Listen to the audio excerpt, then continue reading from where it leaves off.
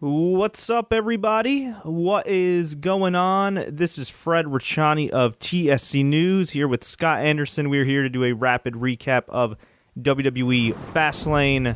I've been a little under the weather this past week, and this pay-per-view, up until before the main event, really didn't do a whole lot to make me feel better. It was kind of all over the place. It was a decent episode of Raw, or kind of a regular episode of Raw with a little bit better storytelling. But WWE Fastlane, spoiler alert. I don't know why you're watching a recap if you don't want to be spoiled, but spoiler alert. The main event, a.k.a. the lame event of WrestleMania, is what we thought it was all along. Roman Reigns versus Triple H for the World Heavyweight Championship, presumably with The Rock's involvement. Scott, what did you think about this pay-per-view? Pretty much summed it up. I think we can go home now, guys. Lately, I think every couple weeks we go on here after a pay-per-view, and it's kind of the same thing. It's a decent episode of Raw, a couple of good matches, and that's just it. I mean, this was predictable, unfortunately. I will say this. As of right now, the lame event is Roman versus Triple H. There's 6 weeks to go, and I hate to say this, but a lot could change. I don't think so. I wish you were right, but I don't think so. I think at this point, plans have been in place for a long time about this, but there's no way tomorrow night, next Monday, the crowds are not going to react to this, and it could force WWE's hand. It could. I don't think so, because if it would have forced WWE's hand last year, and they didn't change it up. They didn't put Daniel Bryan in the main event. They didn't change it up. Nope, they just decided to stick with Roman Reigns versus Brock Lesnar. Now, of course, Seth Rollins, quote unquote, saved the show, but still, they maintained direction. And look, I've said it before. I'll say it again. I got nothing against Roman Reigns as a performer. I got nothing against Roman Reigns as a person. I think Roman Reigns is actually really talented. But this isn't the movies, guys, all right? This is WWE, a never-ending soap opera / movie with the same characters over and over again. And at some point, these characters in WWE get a little stale. They get a little old. Now, I'm not going to say that Roman Reigns is Big Show old or Kane old in TV years, because he's certainly not. But just the premise, the storyline, the motif of Roman Reigns constantly going for the title and getting screwed, it's old. And even if he wins at WrestleMania, it's nothing we haven't seen before. We know what we're going to get. Roman Reigns versus Triple H, a bunch of promos, a lot of the authority, and what's going to happen? Roman Reigns is going to win, that's great, but guess what? What's so special about Roman Reigns beating Triple H if there's nothing on the line besides the title? Now, they could change it up and say, you know what, we're going to have the Authority's ass on the line, meaning if Roman Reigns wins, the Authority's done, which would be pretty freaking awesome if they actually, kept that storyline stipulation, unlike a couple years ago. But let's just say they do a straight-up match, right? Triple H, Roman Reigns, they have The Rock in there to make sure Roman Reigns isn't totally booed. Let's say they do that. What is so special about that? We already had Roman Reigns destroy Triple H in December. We've already seen Roman Reigns win the world title, not once, but twice. Not once, but twice. We've seen Roman Reigns, for a couple weeks, thanks to Vince McMahon's tremendous heel work, get big cheers. But what happened when the dust settled? When he was champion, and granted it was for a brief period, what happened? There was apathy. It was, yeah, Roman. It wasn't a superstar level reaction. It wasn't a game-changing reaction. It wasn't, oh my God, this is the ascent of a new superstar. And look, I was willing to give it a chance. And I would even argue, even though some people wouldn't have liked it, I would have argued, like, you know what, just keep Roman champion for a while. See how he does. Let him sink or swim. As opposed to doing this. And granted, there is more intrigue with Roman Reigns chasing the championship as opposed to being champion going into WrestleMania, especially against a 46-year-old man that's been in a million main events. But, again, what do we have to look forward to afterwards? I mean, not much. What heels they got lined up? I mean, I guess they could call up Samoa Joe, and that would be pretty cool until they beat Samoa Joe 3 times like they beat Kevin Owens, and then he's just kind of another guy. I mean, granted, I think Kevin Owens is a little above just being a guy, but you know what I mean. He'll be slotted into that slot that a lot of these guys get slotted into. And look, you can make the argument that Dean Ambrose, even though he gets better crowd reactions, you can make the argument that it's gotten to the point with him over the years where they haven't protected him enough. And even though he's really good in the ring, and even though he's a better promo than Roman Reigns, you could make the argument that at the end of the day, it really doesn't matter whether it's Roman Reigns or Dean Ambrose, because guess what, Scott? Who are these guys going to be feuding with? What's the one constant? The authority. And as long as your top heel is a couple of non-wrestlers, or a guy that wrestles once a year, you know, are you really changing the status quo? Not really. That being said, Roman, you can say, oh, he's never gotten a real chance as being a top guy. He's been pushed hard for a year and a half. And I don't totally blame him. I'd say 80% of it is creative and WWE's misuse of him. But if he's still getting booed, and he's still getting apathy from fans, and not genuine sympathy, and if he's not moving numbers like John Cena did in his heyday, or even just a few years ago, what makes you think that he's necessarily a better choice than Dean, or dare I say even Brock Lesnar? Not that I want to see another Brock and Triple H match. You know, people say, well, John Cena got booed all the time. John Cena gets booed all the time. Yeah, he does. But guess what? John Cena's got a history of selling a crap ton of merchandise, and from what I understand, Roman's done very well in the merchandising department, as is Dean Ambrose, as has Brock Lesnar, but not to a level where, you know, you could overlook the negative reaction he's gotten. Has he moved ratings? No, and to be fair, nobody's really moved ratings in the last year. But, you know, is there any business indicator that tells you that Roman Reigns is the best choice? Outside of the fact that he's a bigger guy and he looks good and he has nice hair. He's the Vince McMahon prototype, man. That's what it is. Yeah, that's it. It's that they just prefer Roman. But it's like they've given Roman chance after chance after chance. And look, he's flopped in certain situations, but he's been pretty damn good in other situations. But right now, it's like the crowd's still booing him. At the end of the day, people still want to boo him. So I thought this would have been a perfect time to have Dean win. You could have Roman Reigns versus Brock Lesnar. If John Cena is really going to be an idiot and come back early and face The Undertaker, boom, that's your top 3 matches right there. And then you could have Roman turn heel the night after WrestleMania. Or if not the night after WrestleMania, delay it a little bit and then have him turn heel like maybe around like SummerSlam time. But have Dean run with the title for a little while. I mean, just look. How about this? Let's just look at it from a logical standpoint, right? Even though Roman Reigns lost, he wasn't the last one eliminated in the Royal Rumble.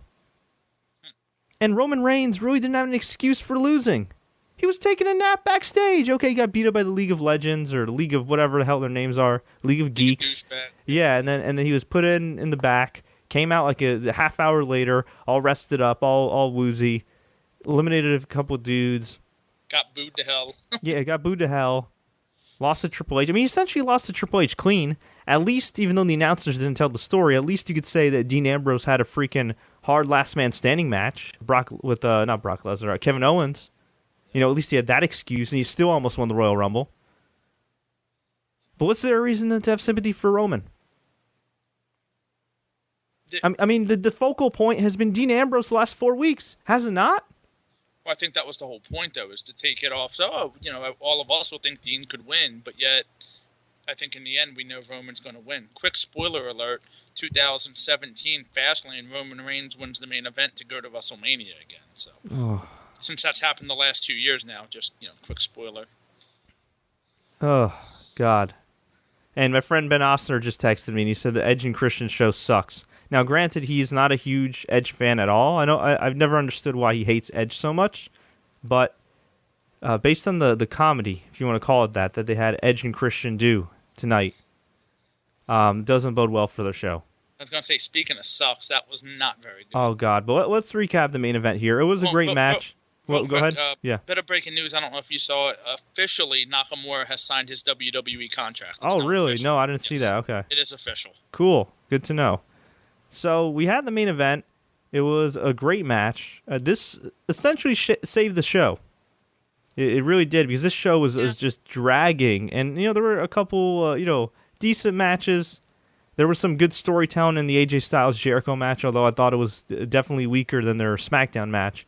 But, yeah, this pay-per-view was dragging, especially the last hour. We had the New Day and Edge and Christian segment, which was horrible. Horrible. Just garbage. The end of it, I'm sorry, but seeing, Edge rain ones on Big E and Kofi just twerking, it really disturbs me. Yes, it was the February 21st, 2016, the absolute low point of Edge and Christian's career. And that includes Christian losing to Gilbert back in the day. I was there. Were you really? Real quick, funny story. I was there for that. That was a Sunday night heat taping they did in Philly.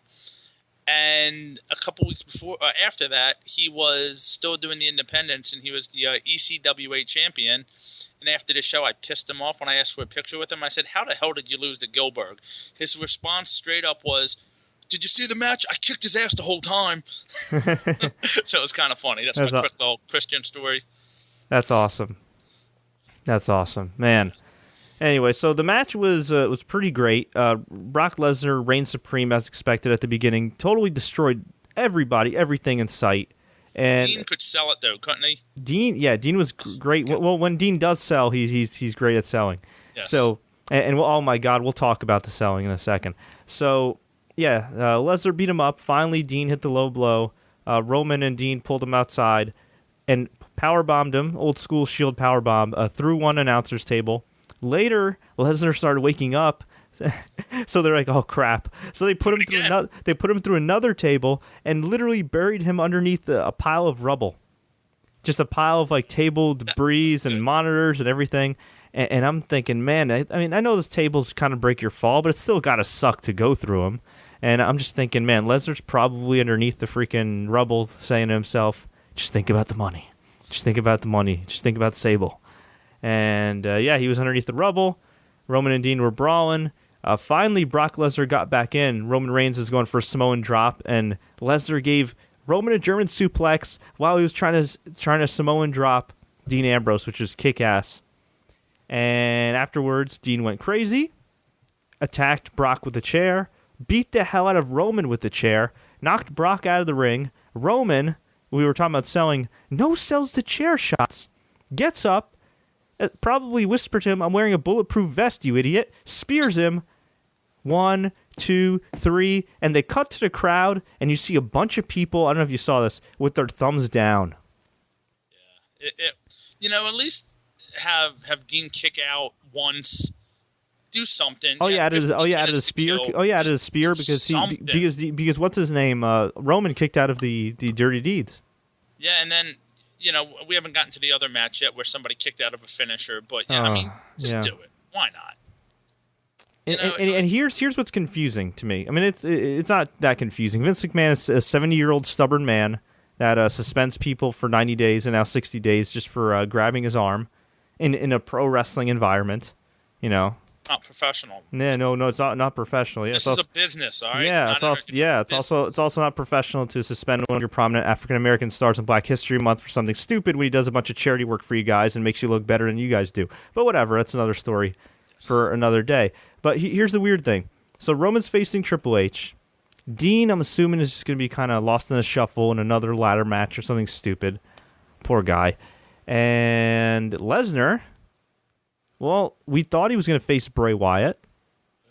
But Bray Wyatt and the Wyatt family lost to... Now, was Bray Wyatt even in the match? No, he wasn't in the match. It was a 6-man, but they lost. Yeah, still. The Wyatt family themselves lost to the Big Show, Kane, and Ryback.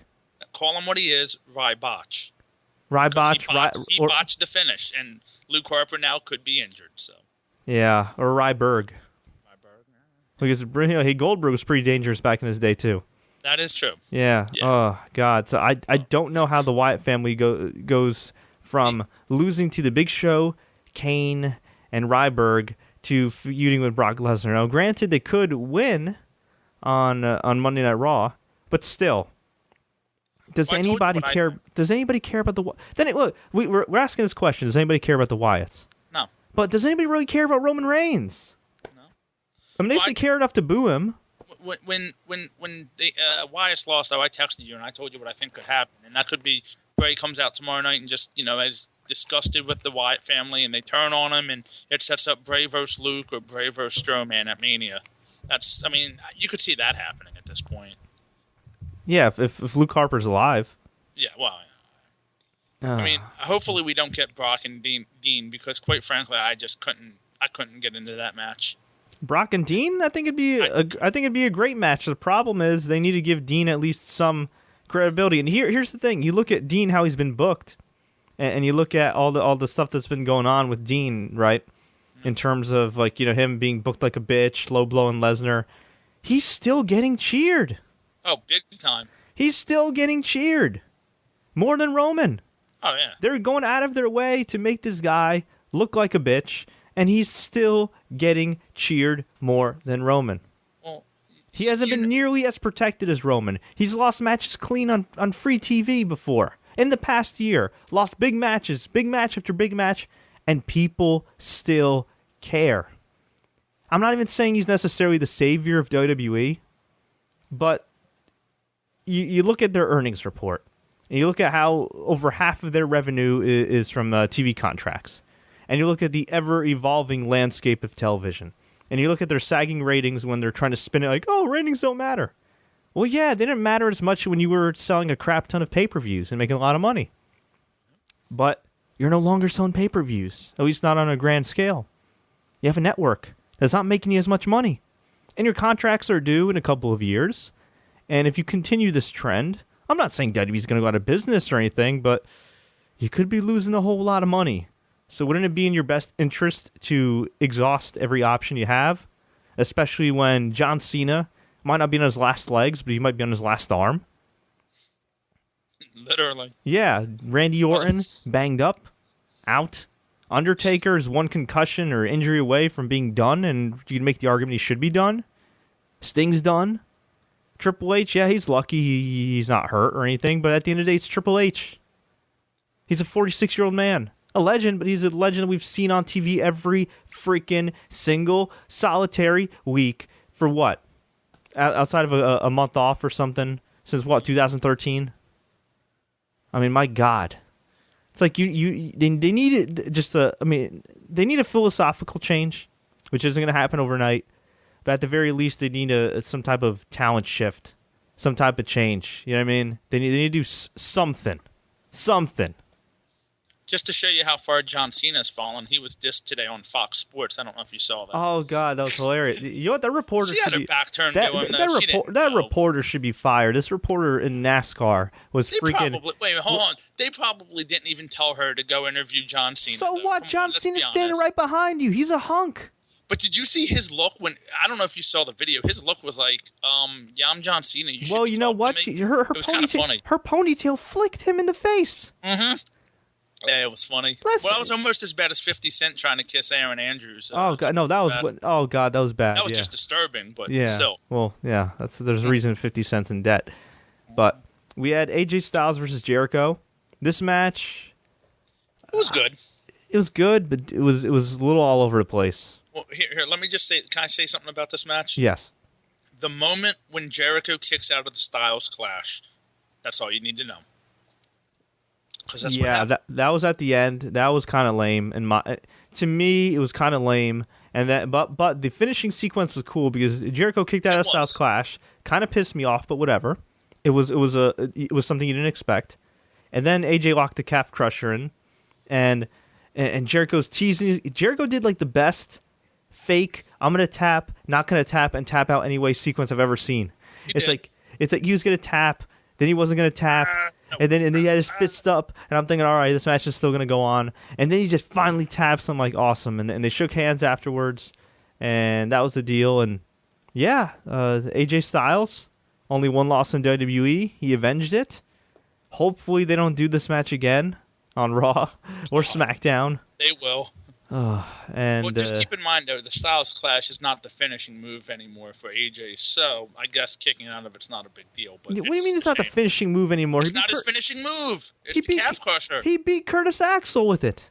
See, right there is the reason why you shouldn't say that. All right. Man.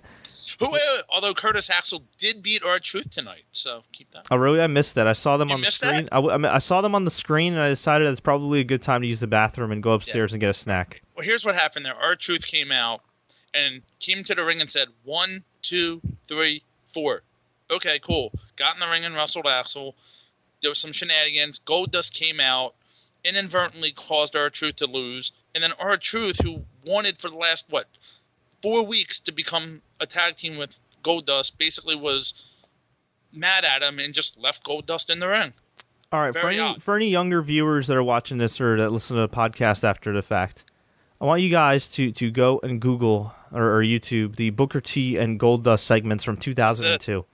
And I want you guys to look at how funny that these segments were and how natural the chemistry was between Goldust and Booker T. And then I want you to go and watch one of these garbage R-Truth Goldust segments on Raw and just see how far the writing of WWE has fallen. Now, the writers have always gotten criticism. A lot of criticism, and rightfully so. But you look at the comedy that Booker T and Goldust had, and maybe we're just looking through this with rose-colored glasses because we're older and some things were better back in the day. Yes. But you look at those Booker T and Goldust segments, I almost would guarantee you that they hold up today, at least most of them do, compared to the freaking segments of R-Truth and Goldust now. The crazy part is it's 14 years later and it's still Goldust. Yes. That's kind of weird. It is. And that Goldust... Yeah, that Good Goldust for him, though. Good for him. But in all honesty, good for him because he definitely fought a lot of demons. He did, but you know what? He could be utilized so much better. He could be having good matches with guys. You know what I mean? He could be doing some stuff in NXT and working with young guys there. I mean, my God. And no, he's just doing these comedy segments. To me, it's like, I mean, I think he's also an agent or like a producer, but still, to me, it's a waste. If you're going to have him in the ring, to me, it's a waste just to have him in these stupid comedy segments. Why not put him in NXT and, have him work with Elias Sampson or, I don't know, whatever other bums they have they don't know how to work. Well, Elias isn't that bad, but his character sucks. Let's see. Kevin Owens, Dolph Ziggler for the IC title. Good match. Kevin Owens won with the pop-up powerbomb, a different variation. This time he didn't bounce the guy off the ropes, which is good because, it's kind of annoying when you have to do that whole setup dealy-mabob, but Kevin Owens got the win. There was a funny moment where the crowd was chanting for Owens, and he says, "They're cheering me in your hometown." Well, when Ziggler comes out, he's announced from residing in Hollywood, Florida. Why not just say from Cleveland, Ohio, to get the bigger pop? Hello. Because they don't care about Ziggler. No, you're right, they didn't. Well, yeah. Ziggler, when Ziggler trolls himself on Twitter, it's kind of bad, which he does all the time now. Yeah, oh my God. I used to be a huge fan of Dolph. I still have a lot of respect for the guy, but my God, he has progressively, or I guess regressively, gotten less funny and he just doesn't care, Yeah, just less funny over the years. No, but he claims to be a comedian. He's not a comedian. He's gotten progressively less funny over the years and regressively uglier over the years. And he's not a bad-looking guy, but I'm just saying that hair that he had with the braids or whatever the hell he was going for. Good. I mean, who told him it was a good idea to stop dyeing his hair blonde? Like who? Did they mandate, hey, you're not allowed to dye your hair blonde? He's on a pay-per-view. He's counting a paycheck. That's all he cares about at this point. I guess. Oh, man, it's depressing. I don't blame the guy if he doesn't care anymore, if he doesn't care as much. I mean, he worked so hard to get to that world title level, and the rug was pulled out from underneath him a few years ago. Yeah, put it this way. I talked to one guy who's still under contract with WWE the other day, and he told me, man, when you lose to Dolph effing Ziggler, that's bad news in 2016. Luckily, Kevin Owens got the win. But, yeah. We had Kalisto and Del Rio. Well, yeah, I'm going all over the place. Before that, we had the Divas title match. Oh, yeah, that's right. Well, actually, I think it wasn't a bad match. Yeah, Yeah, wait, did you thought the Divas title match wasn't a bad match? I thought it was not bad. There were some stiff shots, it looked like. I didn't think it was bad. There was a couple botches, of course. I thought it went way too long. It felt like it went forever. I'm not saying that, but I thought, I mean, there was a couple very stiff shots. If you watch it back, there were some stiff kicks, in my opinion. Considering it's Brie Bella, not Nikki, and Brie isn't as good in the ring. What? I don't know. I think they're both pretty good. I mean, you haven't seen her as much. She did a good job. I'm not going to say it was a show stealer, but it was a decent match. Good ending sequence. It was nice that Brie had like the yes lock, and then she had like a half Boston Crab, and she was wearing Daniel Bryan's furry boots, and then the finish was just really horrible. She like ran into the ropes, and Charlotte just hit her with the figure eight. And that was very odd. Yeah, it was weird. I guess Charlotte was supposed to power out, but like Brie kind of messed that up, or whoever messed, and then you got figure eight. Tap out. It was all right. Go back and watch it again. I'm telling you, watch just some of the kicks and. No. I mean, they worked hard, but yeah, I wasn't feeling the match. We had the Divas tag team match, which was Sasha Banks, Becky Lynch taking on Naomi and Tamina, which opened the show. Not bad. It was a Raw match.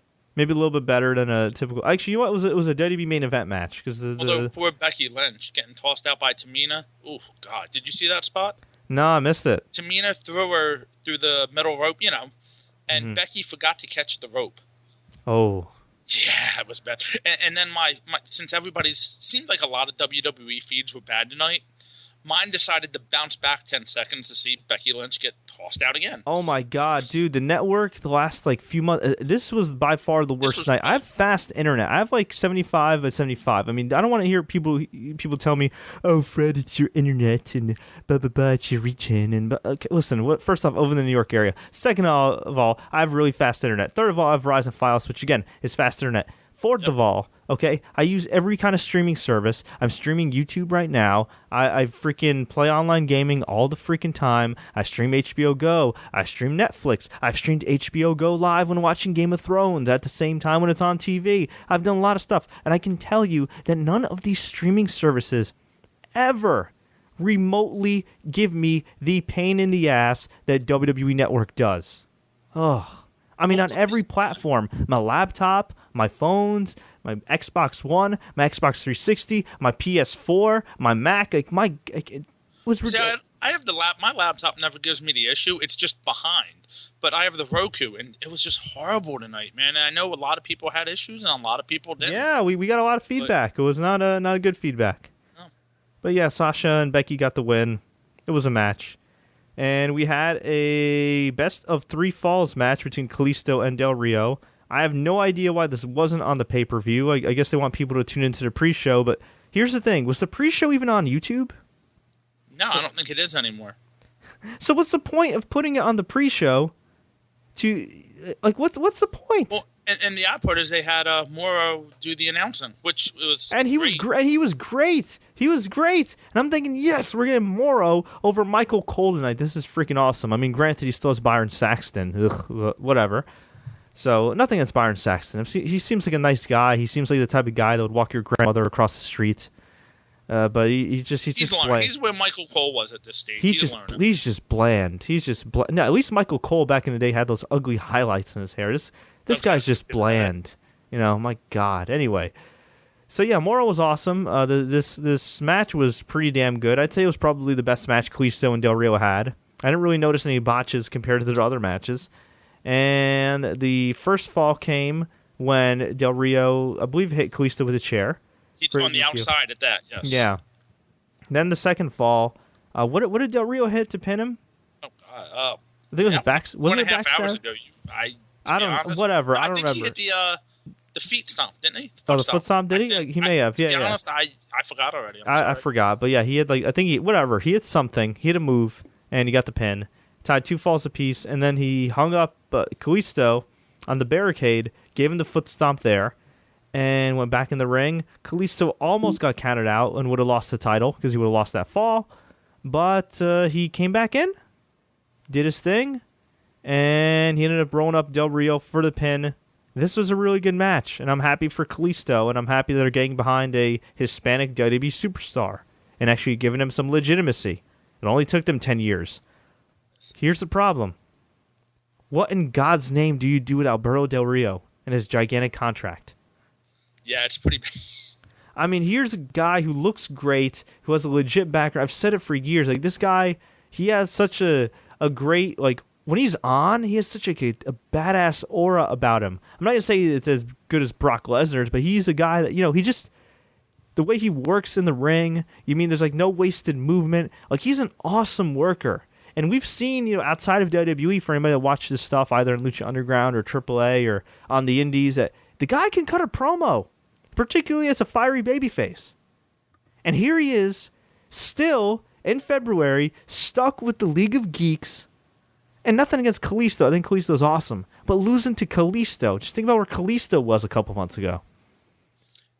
Yeah. When you get a chance, Fred, check your Facebook. Oh, check your Twitter, I'm sorry. Good God Almighty! I just don't know. Yeah, it's kind of weird. They bring this guy back. He gets a big win versus Cena in October, and basically ever since then, he's just done not a whole lot. It really doesn't make sense. It's almost like Vince saying, you know what, you were getting kind of big on the indies, so I'm going to bring you back and just kind of make you a guy. Yeah, well, big in Mexico, and you'd think like when they saw how big he got in Mexico, they would. Then he was on Lucha a little bit, They just, good Lord, ugh. Man. But anyway, this match was good. I have no idea why this was on the pre-show when, like you just told me, it's no longer on YouTube. It doesn't really promote the pay-per-view per se. And, it inclines people to buy it. R-Truth and Curtis Axel on. Yeah, they put R-Truth and Curtis Axel, and they had that stupid New Day and Edge and Christian segment, which you take away those two segments, you could have had freaking this awesome match. I just don't know. I don't know what to say. I don't know. It was weird booking. Oh, before we go, we're going to take some quick questions and comments before we go. But do you want to recap this New Day, Edge, and Christian segment, or should I? It was kind of confusing because you go ahead. It was very confusing to me. Like, the New Day comes out, and then basically Edge and Christian call out the League of Nations, and it's almost like somebody's going to turn face here, but yet they didn't. The whole thing was like a cluster, to be honest. It was a cluster. It was very bizarre, and yes, essentially the New Day was getting interviewed, and Edge and Christian were trying to start some beef with the New Day and the League of Nations. So the League of Nations came out, and they challenged them to a fight. And the New Day said, it's our day off. We're going to turn the other cheek. And they shook their booties a little bit. And they walked away. And then the League of Nations threatened to beat up Edge and Christian. And they called them old and said they have dislocated hips or replacement hips, which is funny because Edge and Christian probably look. You know what? They kind of look younger. I'd say they look younger than Sheamus and Del Rio in some ways. In some ways, at least facially, in some ways, they don't look their ages at all. I don't think so. They're pretty good looking guys, and they just kind of got out of the ring. And I'm thinking, my God, this is how you book your legends. These are two former world champions. One's already a WWE Hall of Famer, and they're just like walking away from a fight. So they get up to the ramp, and the New Day said something like, "Well, we said we turned the other cheek. We meant something like your booty or something like that." No, then they just, and they started twerking and playing the trombone. And Edge and Christian, instead of saying, "New Day sucks," they said, "Watch our show." Christian Watch. said Christian. Whoever. Well, Edge was throwing the money at him. That's why. He was busy. This was the low point of Edge and Christian's career. How do you... I talked to one friend... Edge and I don't know Edge personally, although I've interviewed him before on this channel. Edge and I have a mutual friend who will remain nameless. Well, actually, we have a few mutual friends, but this one will remain nameless. And I DM'd this person, and I said, my God, they somehow made Adam Copeland unfunny. And this person goes, Dusty Rhodes or Ric Flair couldn't have even saved that. And you know what? I believe him. I believe him. There was a funny spot that Edge said to Del Rio. I don't know if you caught it. When they were in the ring, It was something. Yeah. The one 5 years ago, highlight. I kicked you in the head or something. And Edge said something to the effect of, "Well, I've done more in the ring in 5 years than you have." So Yeah, fun. Yeah, that was the only clever line where Del Rio said, I retired you 5 years ago, and then Edge was like, well, I've somehow done more than you have in 5 years, which in reality he probably has. I mean, with Haven and and now they did Flash. kind of make fun of Wade Barrett there for a quick moment when they said Wade hasn't even had a chance to, what was it, like stare us down or something? To stare us down, and yeah, it was pretty funny. And they made fun of all of them. But yeah, by the way, Pro Wrestling Sheet reported that Wade Barrett will not be renewing his contract with WWE, and I'm not really surprised. Guy's been jobbed out the last 3-4 years. He's had a lot of injuries. He should probably rest up his body. And you never know. He's a cool dude, very charismatic. I could definitely see him doing something in movies. I've heard he's always wanted to do kind of like soccer analysis. Maybe he will. Maybe he'll end up with like Sky Sports or something in the UK. But we wish him the very best if he chooses to leave WWE. Yes, he was injury prone the last few years, but they screwed up with him long before that. Long before that. Once he lost to Cena. And once he was put in the core. Oh, God. I mean, they had an opportunity after he lost to Cena in 2010 to do something with him and make him a champion. And, yeah, it's a shame. The story of Wade Barrett's career is what could have been. Although I did hear he's an ultra nice guy. I have a friend who met him once at a bar, and he was really cool to him, so... Yeah, it is what it is. So overall, this pay-per-view was a one-match. Fastlane to WrestleMania. It was a one-match show. Most of it was like a giant Raw, like a decent episode of Raw with some better storytelling than usual. And the main event was great.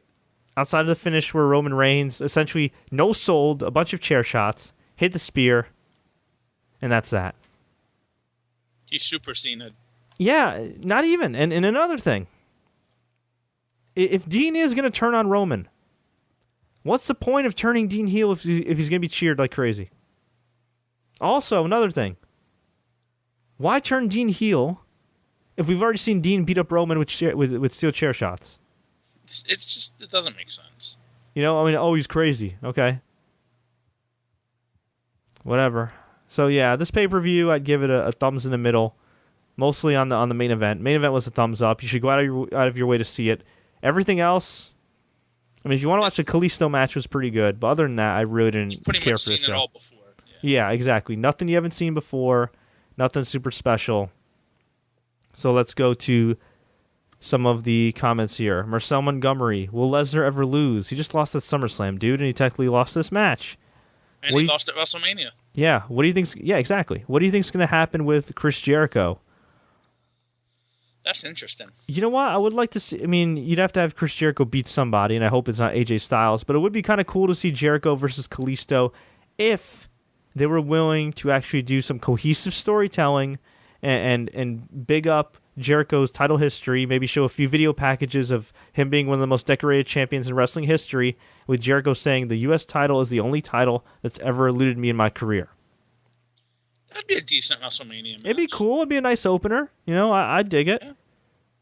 Let's see. Telvin Kipapa says, boy, did Dean get a pop. He sure did. So did Lesnar. Roman Reigns? Not so much. Will Brock Lesnar ever have a match again? Or I think Marcel's just trolling right now. Jeremy Bowers, instead of continuing to book Roman like they did at TLC and Raw, afterwards they went back to Samoan Cena, which will never work for him. I agree. They should have made him this badass dude, just doesn't give any Fs, and just kicks ass, and instead he's Super Cena 2.0 minus the ratings and the merchandise sales. A couple people are asking about Owens and Styles, and Kevin Owens did put out a tweet a little while ago teasing a match with AJ Styles. Well, it makes sense because of the Royal Rumble. Yeah, did you see the tweet? I didn't see the tweet, no. It was simply, hey, dweebs, if AJ Styles ever comes anywhere near my IC title, I'll take him out in less time than it took me to toss him out of the Rumble. It just came out of nowhere random. There you go. That's going to be a great match if they give it the time. Mr. Racer... WWE, that'll be on the pre-show. Yeah, Mr. Racer 1029, who I haven't heard from in months. Jeez, I guess he was mourning the loss of Randy Orton on the IR. He says, why didn't Christian have a retirement speech? because they're dicks and they should have given him one. But hopefully they'll have one for him in Toronto. Although honestly, a lot of guys haven't gotten the retirement ceremony Daniel Bryan had. Only Ric Flair and HBK, and that's pretty good company. That being said, should he have gotten some kind of Christian appreciation night, like a house show or something? I think so. You know what? They didn't announce it, but maybe they'll do that on March 12th for that Toronto show on the network. Although technically he's not retired, is he? No, he is. He's done. He had to be when he got that concussion before WrestleMania 30. That was it for him. Well, I know WWE wasn't going to let him come back, but I didn't think he officially kind of announced it. He's more or less retired. He's I know that. I think he even honestly, I think he even admitted that on the Stone Cold podcast that he did with Edge. You're right. I think you're right, yeah. So, let's see. So what now? They're New Day's faces? I guess they are, which is fine. It's kind of weird, yeah. Because they're getting cheered, why not? Brandon Vasquez says Brock wasn't pinned, he was protected. He still lost the match, though. You know, Roman Reigns didn't get pinned in some of these matches, but he still lost Money in the Bank last year. He still lost a triple threat or some type of fatal 4-way match, a few years ago. He did lose clean to Bray Wyatt, though. So. Actually, yeah, that's true, yeah. Mauro Ranallo and King Lawler are gold. They are. King is such a great heel now. I feel like Mauro. A PG heel, though. Yes, yeah, but still, I feel like Mauro kind of lit a fire under his ass. He was tremendous on the pre-show. He was great. Although he should probably stay out of politics. If anybody follows his Twitter. Oh yes. Good God, and why King? Why? Okay. Mr. Racer actually corrects us and says the pre-show is on YouTube. Oh. So okay. All right, there you go. Cool. Well, they sure didn't promote it. The LA area is better than the New York area. Well, at the moment it is because we're having all this crazy weather here. Mr. Racer says he was working a seasonal job, but in February, I guess that'd be like Valentine's Day. Yeah. He also said Fred Ave, Verizon Files 50/50 internet, and I was lag-free all night. Well, shut up. Yeah, but... Exactly. Yeah. Exactly. Shut up. Let's see.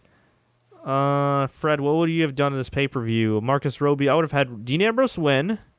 I would have set up either Lesnar versus Roman for WrestleMania or Lesnar versus... I don't know who... look at it this way. I don't know everything I do after Fastlane, but I would have had Dean win.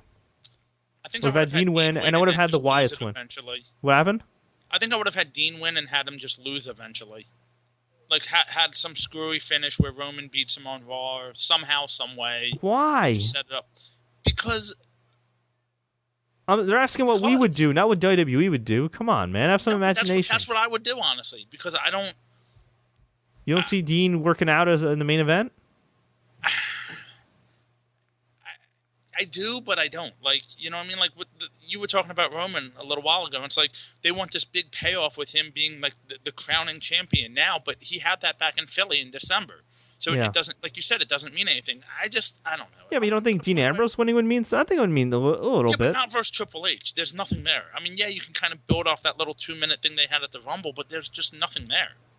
That's the only issue. Yeah. That's the problem. There's too much programming. There's not enough storytelling, and everything means nothing. That is the problem, And it's funny. I was listening to. I forgot which review, but one of my friends has like a podcast that he did like a while ago, and it was, I think one of the lines was he was reviewing like I forgot which one of my friends, might have been Alan, one of my friends. Anyway, I was going back in time and looking through some of the TSC archives, and I think we like went over, or maybe I don't know who it was, but anyway, we went over like I think No Way Out 2008 or 2009, like the February pay-per-view from like 2009 or whatever it was, and I think the main event was again Triple H. And we asked ourselves, like, how could anybody care about Triple H in the main event in 2009? Nothing against Triple H, but just it's been done so many times. And here we are in 2016. And, main event. I mean, I guess it makes sense. He's the top heel, whatever. You don't have a bigger match. It just... It has the feeling of Jericho and Triple H at WrestleMania 19, which... Yeah, it has the feeling of just...